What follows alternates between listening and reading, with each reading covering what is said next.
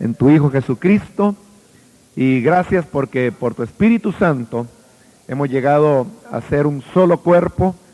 Y por eso hoy, Padre, queremos pedirte que te quedes con nosotros y que tu bendición pueda estar a nuestro lado y aquellos hermanos que vienen en camino, que todo, Señor, les pueda resultar a bien y puedan estar aquí presentes, uniéndose, Señor, a este esfuerzo que hacemos por llegar a ser mejores servidores tuyos. Gracias, Señor, y quédate con nosotros. Danos la ayuda de tu Espíritu. En el nombre de Jesús, nuestro Salvador, lo pedimos. Amén. Amén. Pueden tomar su asiento, hermanos, por favor. La semana anterior finalizamos el tema de la elección incondicional y vamos a pasar ahora al siguiente tema, que es el de la expiación limitada. Tal como lo habíamos ya dicho, hermanos, cuando terminamos de estudiar la depravación total, todos estos temas son como una consecuencia lógica del tema de la expiación, de la depravación total. Y por eso yo decía que si se ha comprendido aquello, es mucho más fácil comprender estos temas que ahora continúan. Ahora, referente al tema de la expiación limitada, este, hermanos, es quizás el tema donde más discusión hay, incluso dentro de hermanos o teólogos que sostienen el punto de vista calvinista de lo que son las doctrinas de gracia. Tal vez ustedes han tenido oportunidad de leer a Schaeffer, por ejemplo, que es uno de los más populares, y han notado que él expone los 5 puntos tal como nosotros los enseñamos. Sin embargo, cuando se llega al tema de la expiación limitada, es donde él comienza a tomar un giro diferente que el que nosotros hemos creído. Pero ese solo es un ejemplo, porque si ustedes tienen la que se llama la teología básica, la de Carlos Wright, y de igual manera él va bien en todos los puntos, habla de la depravación, de la elección, pero cuando llega a la expiación limitada, él adopta una posición en la cual él dice que no, que la expiación no es limitada, a pesar que su línea es calvinista. Entonces, y claro, están aquellos que piensan como nosotros. Entre ellos pues están las grandes confesiones de fe, como la confesión de Westminster, los cánones de Dort, el mismo Calvino y grandes representantes del pensamiento calvinista como Warfield, Berkhoff, que sí pues tienen una doctrina de la expiación limitada semejante a la que nosotros hemos creído. Bien, para poder, hermanos, introducirnos en el tema, o sea, yo no voy a hablar de los otros argumentos porque muchos de ellos son largos, complicados y hay que invertir mucho esfuerzo en refutarlos, ¿no? Más bien vamos a exponer qué es lo que nosotros creemos. Para eso, en primer lugar, hay que hacer, hermanos, una diferenciación entre lo que es el amor de Dios y lo que es la bondad de Dios. Ambos son atributos de Dios. Dios es tanto amoroso como también bondadoso. Y aunque quizás visto de una manera superficial, la cuestión parecería ser más que todo de intensidad, que amar es más que tener bondad. Sin embargo, no es solo eso la diferencia, sino que en el caso de estos atributos divinos, tienen una dedicatoria particular. En el caso del amor, esta es una gracia especial de Dios. Es decir, que no es para todo el mundo, sino que es para sus elegidos. Y en cuanto a la bondad de Dios, esa sí es una gracia común de Dios, y por el hecho de ser común es para todos los seres humanos. Si pudiésemos demostrar que el sacrificio de Cristo fue producto del amor y no de la bondad de Dios, entonces ahí con eso estaríamos demostrando el por qué la expiación es limitada, por el hecho mismo que el amor de Dios, por ser una gracia especial, tiene una dedicatoria específica para ciertas personas, en tanto que la bondad de Dios, como digo, es para todos, creyentes e incrédulos. Como producto de la bondad de Dios, Jesús habló, por ejemplo, que Dios, el Padre, es bueno, dijo él, porque hace salir su sol sobre buenos y sobre malos. Entonces ahí él estaba hablando que como producto de la bondad de Dios, el hombre tiene la lluvia, la semilla o el producto de la tierra, tiene el sol, el aire, todo lo que Dios da. Pero en el caso del amor, la Biblia enseña que el amor es algo muy específico. Vamos a poner algunos ejemplos de esa particularidad que tiene el amor de Dios. Vamos a comenzar en Amós, capítulo 3,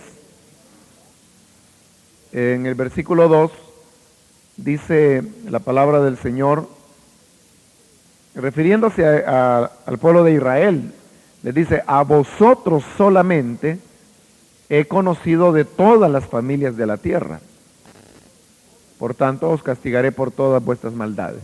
Pero lo importante es que ahí le está diciendo a la familia de Israel: a vosotros solamente he conocido de todas las familias de la tierra. Ahora, aquí la palabra conocer está usada en el sentido de amar, como cuando dice, por ejemplo, que Adán conoció a Eva y ésta concibió y le dio a luz un hijo. Entonces ahí cuando dice que Adán conoció a Eva, está hablando de que la amó, y como producto de ese amor nació el primogénito, que fue Caín. De igual manera es que se usa aquí la palabra cuando dice: a vosotros solamente he conocido. En otras palabras, lo que le está diciendo a Israel es: a vosotros solamente he amado de todas las familias de la tierra. Pero entonces note que es bien particular, y lo dice bien claro: es a ustedes y no a las otras familias de la tierra. Pero si se piensa que eso era un trato del Antiguo Testamento solo para Israel, el hecho es que en el Nuevo Testamento también encontramos pasajes de la Biblia donde nos muestran que el amor es algo particular de Dios hacia ciertas personas. En Romanos capítulo 8, el versículo 29, dice: a los que antes conoció, y otra vez está usando ahí la palabra conocer en el sentido de amar, ¿no? A los que antes amó, también los predestinó para que fuesen hechos conformes a la imagen de su Hijo, para que Él sea el primogénito entre muchos hermanos. Ahora, como sabemos que no todos han sido predestinados para ser hechos conforme a la imagen de su Hijo, porque en tal caso no existiría el infierno, ¿no? Entonces, cuando dice que a los que antes conoció, obviamente se está refiriendo que a los que amó son a los que Él predestinó, los cuales, ya dijimos, no son toda la humanidad, sino solamente los que el Señor en su bondad ha elegido. Claro que hay pasajes de la Biblia como, por ejemplo, es Juan capítulo 3, versículo 16, cuando el apóstol, o más bien el Señor Jesús dice, porque de tal manera amó Dios al mundo. Pero cuando ahí dice que amó al mundo, se está refiriendo al mundo no en el sentido de toda la raza humana que vive en el planeta, sino que se está refiriendo a que Él amó de todas las naciones. O sea, para contrastarlo con la idea que antes había y que acabamos de notarlo, que Dios había mostrado amor únicamente para la familia de Israel. Entonces, cuando dice que amó al mundo, quiere decir que ahora Él tiene elegidos de todas las naciones del mundo, no solamente del pueblo de Israel, sino que de todas las naciones a las cuales Dios ama.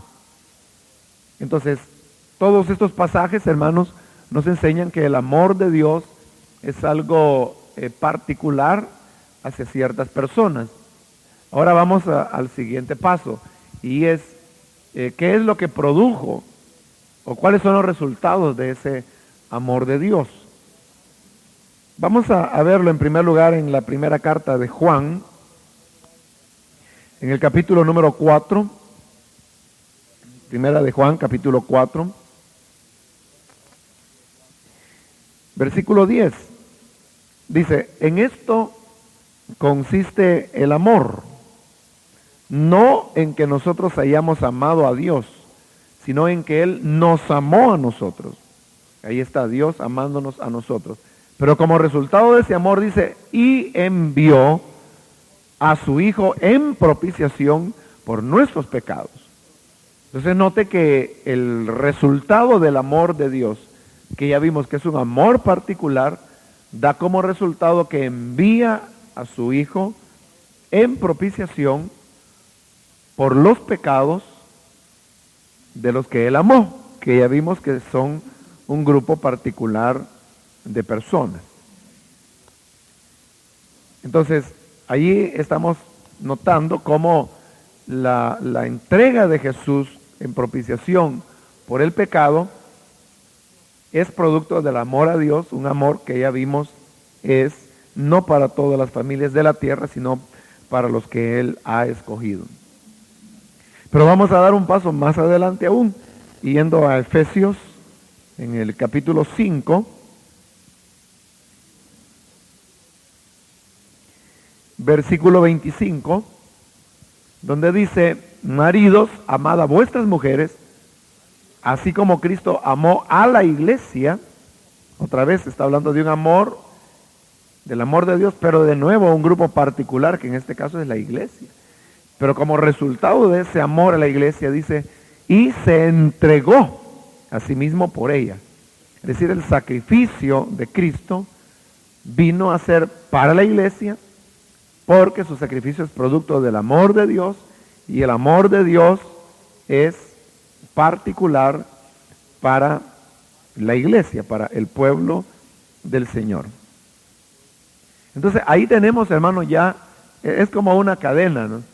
Que el amor es una gracia especial, y por ser especial es para cierto tipo de personas, y como resultado de la gracia especial viene el sacrificio de Cristo, que es efectivamente para esos que son beneficiarios de la gracia especial. Entonces esto viene a llevarnos a la conclusión entonces que el sacrificio de Cristo es limitado en el alcance de la salvación que Él otorga a las personas, en razón de esta cadena que hemos establecido, que es a diferencia de la bondad de Dios.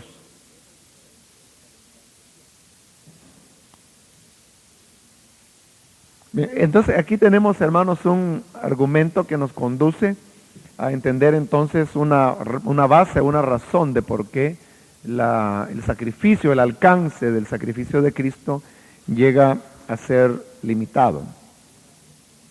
Ahora, ante esto, hermanos, nosotros tenemos que preguntarnos, pasando ya a otro argumento, ¿qué es lo que logra el sacrificio o la muerte de Cristo. Nosotros sabemos que la muerte de nuestro Señor es una muerte sustitutoria y que como muerte sustitutoria lo que está haciendo es tomando el lugar del pecador. Cristo muere en lugar del pecador y obviamente ante esa muerte sustitutoria, la salvación de aquel que fue sustituido está totalmente garantizada. De otra manera no tendría sentido el sacrificio del Señor desde ese punto de vista sustitutorio. Entonces, cuando uno se pregunta qué es lo que logra la muerte de Cristo, y si la estamos definiendo de esta manera, que logra la sustitución del pecador, y por la misma razón no tiene el pecador, o más bien tiene una total seguridad que por esa muerte ha sido salvado, necesariamente otra vez tenemos que llegar al punto que la salvación o la expiación del Señor debe ser limitada, porque si no fuera limitada, entonces estaríamos cayendo en un universalismo, al enseñar que si Cristo murió por todos, y siendo que el sacrificio de Cristo es 100% eficaz, y si Él murió por todos, entonces obviamente todos se salvarán, y al salvarse todos, por eso le digo, caeríamos en un universalismo, porque entonces estaríamos hablando que todos se van a salvar, que todos al final terminarán salvados. Bueno, y hay algunos que enseñan que no solo todos los hombres se van a salvar, sino que enseñan que también los ángeles caídos o demonios, y que hasta el mismo Satanás será salvo al final de los tiempos, porque creen en el universalismo. Pero siendo que nosotros creemos que la expiación de Cristo es 100% eficiente, entonces no tenemos, hermanos, más, ¿qué le diría? Más recursos que conceptualizar el sacrificio de Cristo como limitado en su alcance, porque de otra manera, digo, todos los hombres se estarían salvando. Ahora, probablemente, hermanos, esta doctrina de la expiación limitada es la que mayor escándalo produce entre las personas que no están familiarizadas con la enseñanza y que sobre todo no se han puesto a considerar el porqué de los razonamientos o el por qué se llega a una conclusión como la que hoy estamos sacando. Pero la realidad es que no tiene por qué la enseñanza ser motivo de escándalo, visto desde el punto de vista que en realidad todos limitan el sacrificio de Cristo.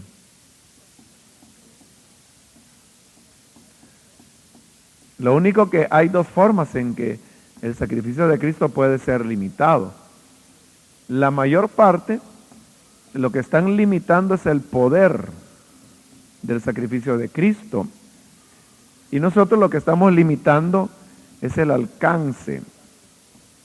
O tal vez para no utilizar la palabra alcance, que pudiera prestarse a malas interpretaciones, vamos a poner la extensión del sacrificio.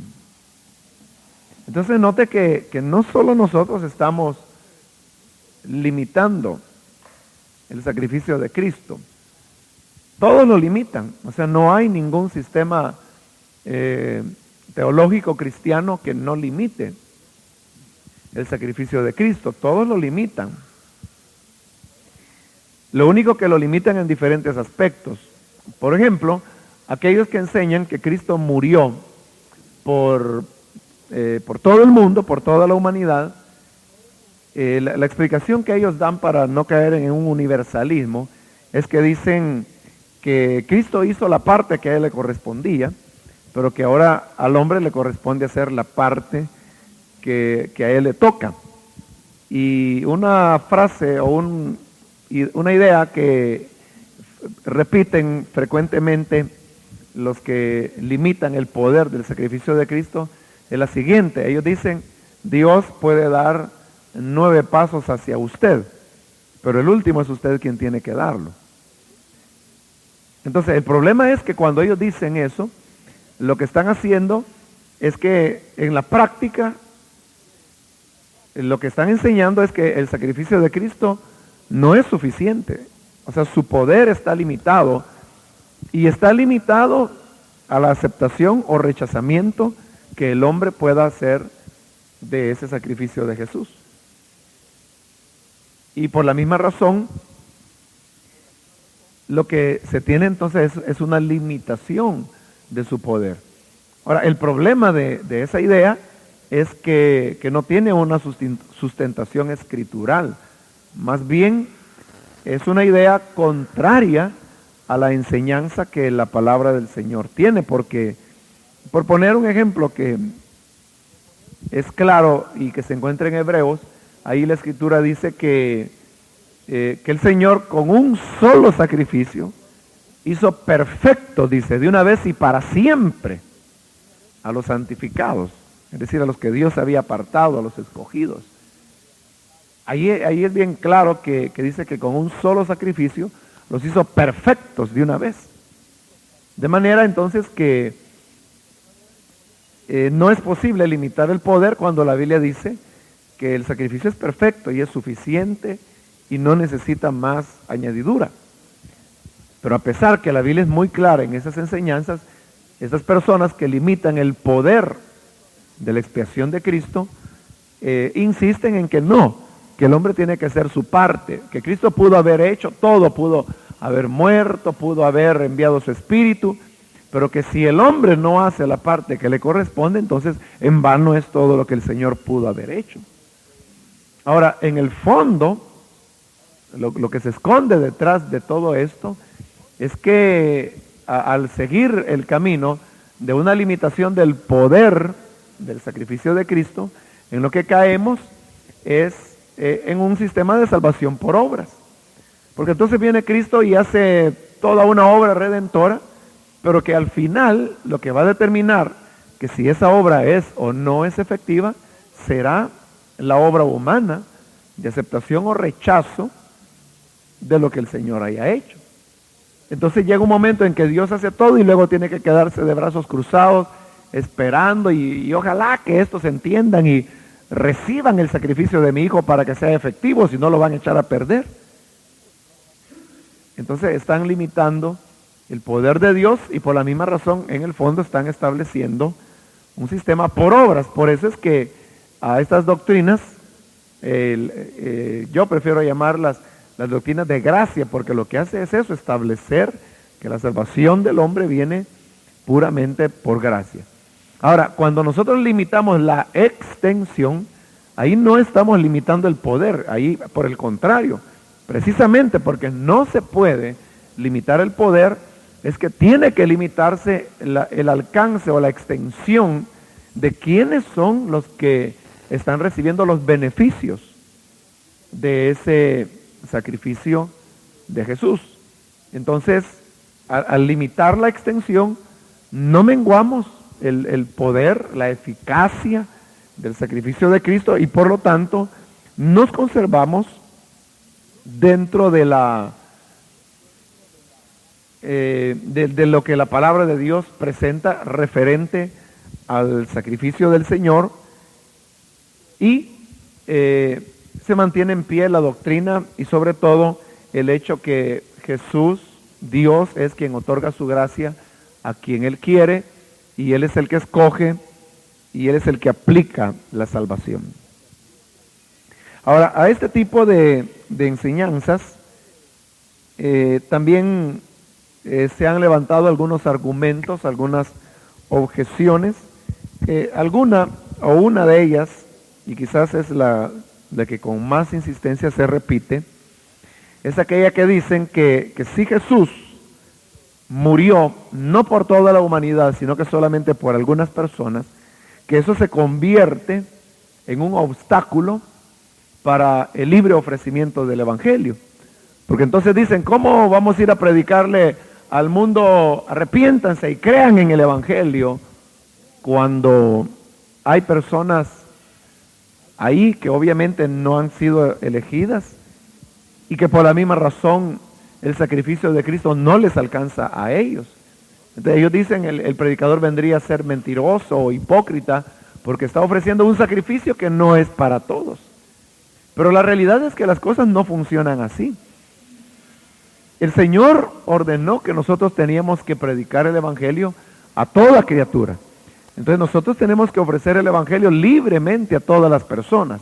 Ahora, sabemos que los que reaccionarán positivamente ante el mensaje que se les presenta son solamente los escogidos. En otras palabras, aquellos por los cuales Cristo murió, por los cuales Él ofreció su vida. Y de esa manera uno no está mintiendo a las personas. Porque cuando uno anuncia, o sea, uno no debe decir, Cristo murió por todos ustedes, porque eso no es cierto. Pero uno sí puede anunciar, todo aquel que cree en Cristo será salvo, que es lo que la Biblia enseña. Y uno está ahí ofreciendo libremente el Evangelio, todo aquel que crea se salvará. Él es la puerta, quien por él entrare será salvo. O sea, todo eso es verdad. Esa es una presentación positiva del Evangelio. Ahora, nosotros sabemos que los que van a reaccionar a esa invitación son los elegidos de Dios. Como lo estudiamos cuando vimos el tema de la elección, se recuerda en Filipos que dice que y creyeron todos aquellos que estaban ordenados para vida eterna.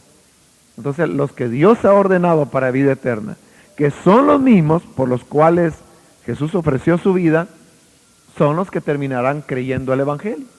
Entonces, eso, hermanos, en ninguna manera debe a nosotros amarrarnos o limitarnos de decir, bueno, yo ya ni sé cómo predicar porque no sé cuántas de esas personas son elegidas y quiénes no. Pero precisamente porque no sabemos quiénes son los elegidos, quiénes son aquellos por los cuales Cristo murió, nosotros tenemos que predicar el Evangelio a toda criatura. Qué fácil fuera, hermano, que los escogidos tuvieran escrito en la frente ahí, escogido de Dios, sellado. Entonces uno no andaría gastando tanta pólvora, sino que directamente iría a esos que tienen ya el sello de Dios y les hablaría, y uno sabe que por ser escogidos, creerían en el momento que Dios ha establecido para cada uno, y uno se descuidaría de, no sé, miles, millones de personas que nunca van a creer porque nunca fueron escogidos y además porque Cristo nunca ofreció su vida por ellos. Pero como nadie tiene en la frente que diga escogido o electo de Dios, como nadie tiene eso, entonces nuestra responsabilidad es ofrecer el Evangelio libremente, universalmente. Claro, presentándolo como fue presentado en los Evangelios, como Cristo lo anunció. Y lo vamos a ver dentro de un momento que Jesús dijo, ¿por qué no podéis oír mi voz? Porque no sois de mis ovejas. Pero aunque no eran sus ovejas, Él les anunciaba la palabra. Una palabra que en el caso de los elegidos lo llevaba a conversión. Pero en el caso de los no elegidos, esa palabra se convertía en un testimonio de que en el día final será como otro elemento más de prueba para la justa condenación de esas personas. Por otro lado, hermanos, las personas que han mostrado más celo a lo largo de la historia cristiana por la evangelización son precisamente las personas que abrazaron este tipo de doctrina. O sea, ninguno de ellos, por creer la doctrina de la expiación limitada, dijeron, bueno, pues entonces mejor no prediquemos porque como no sabemos quiénes son aquellos por quienes Cristo murió. No fue así. Uno puede, hermano, pensar, bueno, comenzando por Pablo mismo, quien creía en la expiación limitada. Usted sabe que él fue un hombre que viajó por varios países, varias ciudades, y se cree que bajo la influencia de su ministerio como un 50% del mundo de su época, que era el mundo romano, fue evangelizado antes de él morir. O uno puede pensar, por ejemplo, en hombres como Agustín, que él definitivamente pues era No podemos decir calvinista porque Calvino habría de nacer como 1200 años después, ¿no?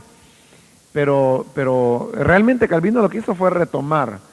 El orden fue que la enseñanza original fue de Pablo, Agustín la sistematizó, Lutero la retomó porque recuerde que él era un monje agustino, entonces él tenía las doctrinas de Agustín. Entonces él la retoma y posteriormente surge Calvino, quien es el que ya las sistematiza.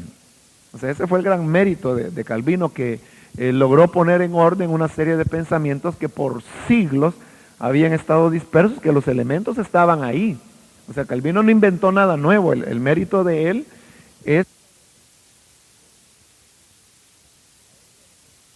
A él se le considera el hombre que pudo decir al mundo, esto es lo que la Iglesia Reformada cree. Y ese fue su gran aporte, que hasta hoy en día continúa teniendo validez. Entonces, así fue como las cosas se dieron. Pero note usted que estamos hablando de hombres que a lo largo de la historia del cristianismo fueron claves. Y después de Calvino, de igual manera, hombres como Whitefield, por ejemplo, uno de los más grandes evangelistas que ha tenido la historia del cristianismo. Él era calvinista de hueso colorado, como dicen, ¿no? Ese no andaba con cuentos, ¿no? O Spurgeon también, que predicó a veintenas de miles de personas, y él era también un acérrimo defensor de la doctrina cristiana. Hay un libro que, por cierto, ha sido reeditado hace poco tiempo, un librito pequeño que se llama Sermones del Año del Avivamiento. Se los recomendaría porque ahí es donde Spurgeon expone su pensamiento muy calvinista, ¿no? Sermones del Año del Avivamiento se llama. Y fue un libro que estuvo descontinuado por décadas, hermanos, que no vino al país. Yo lo que tenía era una fotocopia de un libro que era de un hermano en Guatemala y que lo tenía, un libro muy viejo, y yo solo lo logré fotocopiar, pero ahora ya está a la venta de nuevo en el país. Si no estoy mal, es de CLIE, y así se llama, Sermones del Año del Avivamiento. En todos esos sermones, o más bien todos los sermones, que no son muchos realmente, es un libro no muy grande, todos los sermones son referentes al calvinismo. Ahí hay sermones de la providencia, de la elección, de la expiación limitada, y el último es sobre la seguridad eterna de la salvación. Por ponerle otro ejemplo, ¿no? Entonces, ejemplos que nos demuestran que no hay, hermano, impedimentos cuando uno abraza este tipo de doctrina. Ahora, como parte de otras objeciones, viene también, hermano, aquellos pasajes donde aparentemente se enseña la salvación, porque se dice que Cristo murió por todos. Vamos a poner un ejemplo en el Evangelio de Juan, capítulo 12.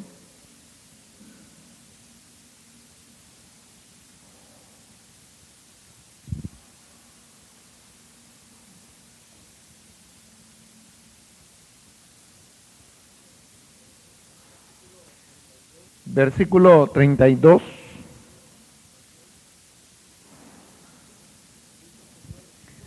Dice el Señor, y yo, si fuere levantado de la tierra, refiriéndose a su crucifixión, a todos atraeré a mí mismo. Entonces, ahí vienen los defensores de que Cristo murió por todos, y dice, bueno, ahí dice que a todos Él atraerá a sí mismo. Pero aquí es donde viene aquello, hermano, de que no todos son todos.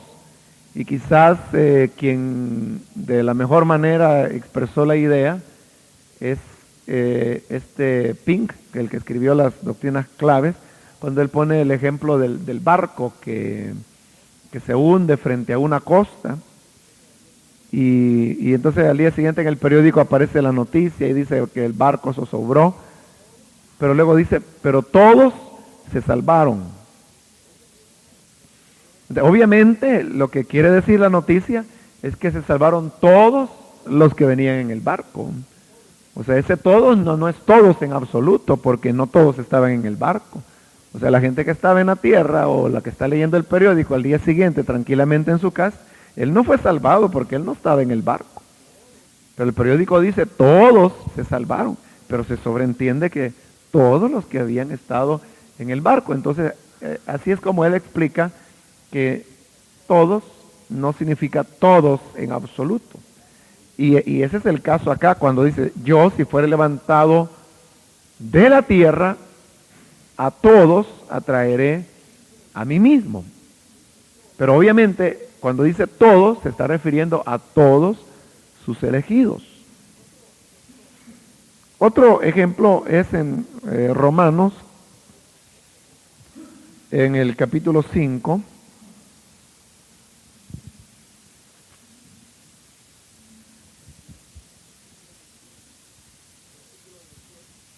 versículo 18,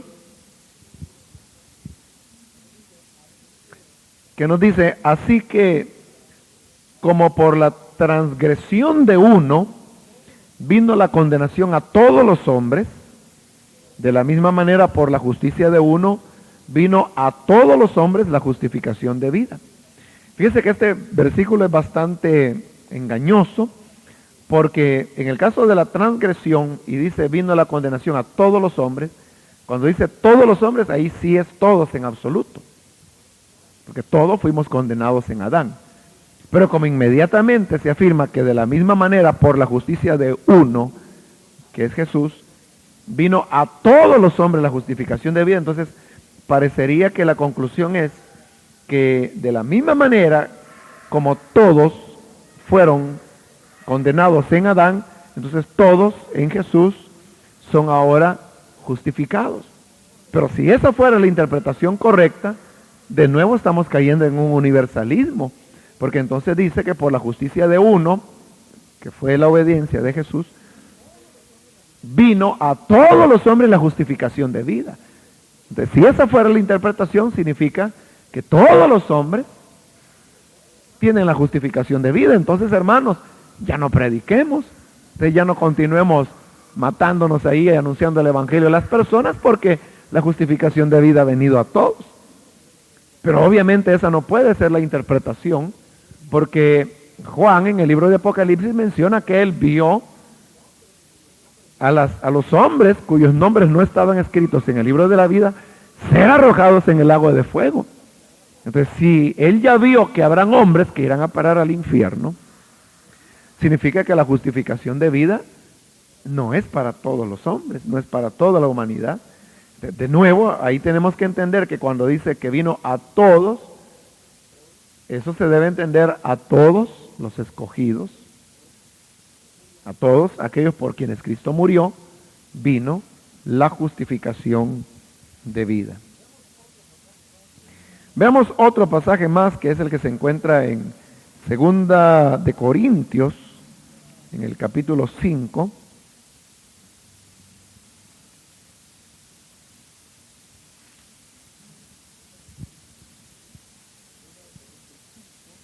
Segunda de Corintios 5, los versículos 14 y 15, que dicen, porque el amor de Cristo nos constriñe pensando esto, que si uno murió por todos, luego todos murieron, y por todos murió, para que los que viven ya no vivan para sí, sino para aquel que murió y resucitó por ellos. Bueno, de nuevo, ahí dice, por todos murió. Ese es un versículo que visto así superficialmente le encantaría a cualquiera de los que limitan el poder del sacrificio de Cristo. Porque dice, por todos murió. Pero la consecuencia de que haya muerto por todos, dice, es que los que viven ya no vivan para sí, sino para aquel que murió y resucitó por ellos. Entonces, si entendiéramos que la frase por todos murió se refiere a toda la humanidad, entonces eso significaría que todos los hombres ya no viven para sí, sino que viven para aquel que murió y resucitó por ellos. Ahora, nosotros tenemos que preguntarnos, ¿todos los hombres, toda la humanidad viven para Jesús, para aquel que murió por ellos? Entonces, obviamente la respuesta es no, porque la mayor parte de gente vive para los deseos de su carne, para seguir los deseos del príncipe de este mundo. Entonces, obviamente la interpretación no puede ser entonces todos en un sentido universal, sino que todos los escogidos, porque ahí sí encaja. Y por todos los escogidos murió, para que los escogidos que viven ya no vivan para sí, sino para aquel que murió y resucitó por ellos. Ahí queda bien claro ya, fácil de entender el pasaje. Pero entonces estamos diciendo que murió por sus escogidos, con lo cual se reafirma la expresión limitada de la cual estamos hablando. Para terminar, hermanos, solo quiero añadir algunos pasajes donde sí se afirma positivamente el sacrificio de Cristo, que fue para sus escogidos. El primer pasaje es en Mateo capítulo 1, el versículo 21, que dice, y dará a luz un hijo, y llamará su nombre Jesús, porque él salvará a su pueblo de sus pecados. Ahí dice bien claro que salvará a su pueblo de sus pecados. No está hablando de la humanidad, sino que de su pueblo. Ahora, en Hechos capítulo 20,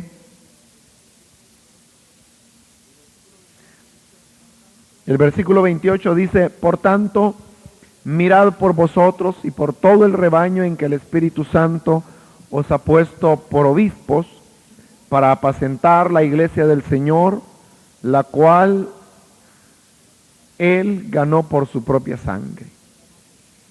¿Qué fue lo que el Señor ganó con su sangre? ¿Qué fue lo que Él obtuvo con su muerte? Dice su iglesia. No la humanidad, sino la iglesia.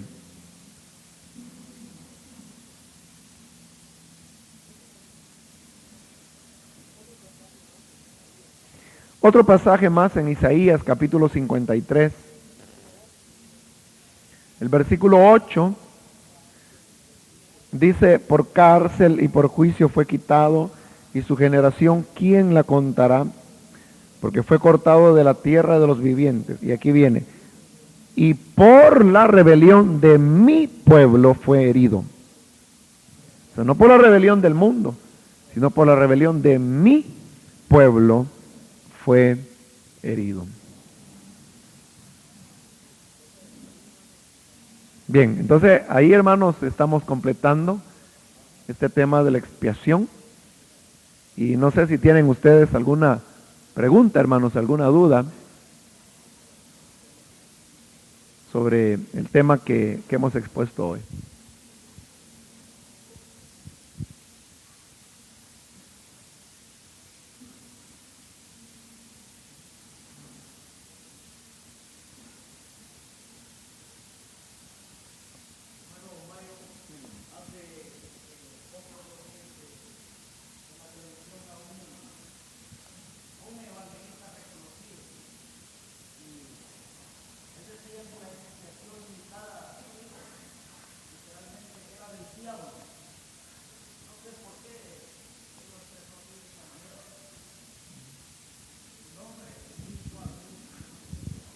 Sí, bueno, realmente yo creo que la mayor parte de personas que se expresan así despectivamente hacia esta doctrina lo hacen sin conocerla.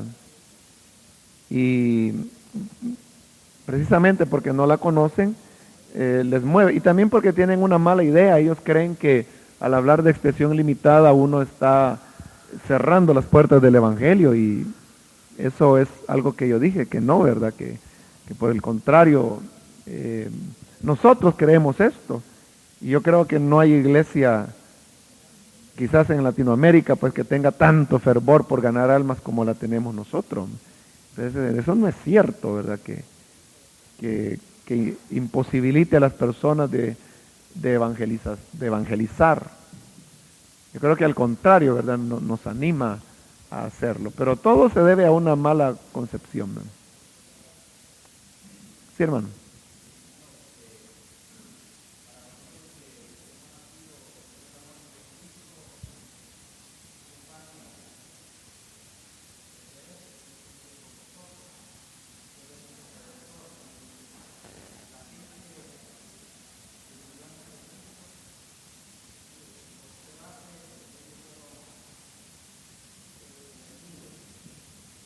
Sobre el mismo sacrificio, hermano. Lo único que, o sea, la base era la fe, siempre. Y ellos mostraban su fe, por ejemplo, en los sacrificios que estaban ya señalando hacia Jesús. Lo importante no era que ellos que mataran una vaca, sino lo importante era la fe con la cual ellos lo hacían. Entonces, pero nunca ha habido otra base para salvación que no sea el sacrificio de Jesús. Como usted dice, claro, ellos no tuvieron la claridad que nosotros tenemos.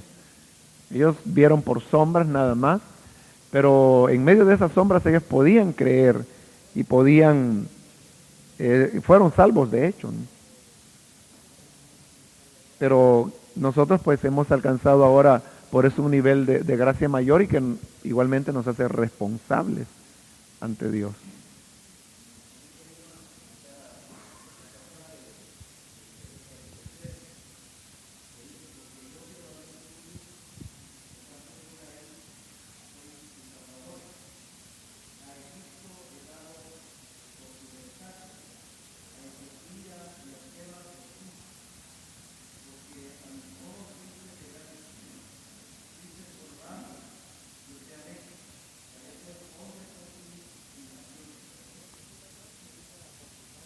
Bueno, es un pasaje que viene a confirmar, hermano, el argumento inicial acerca del amor exclusivo de Dios.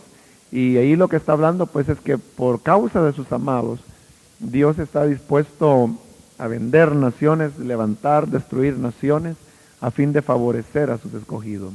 Se viene a ser una confirmación del argumento que mencionamos al principio.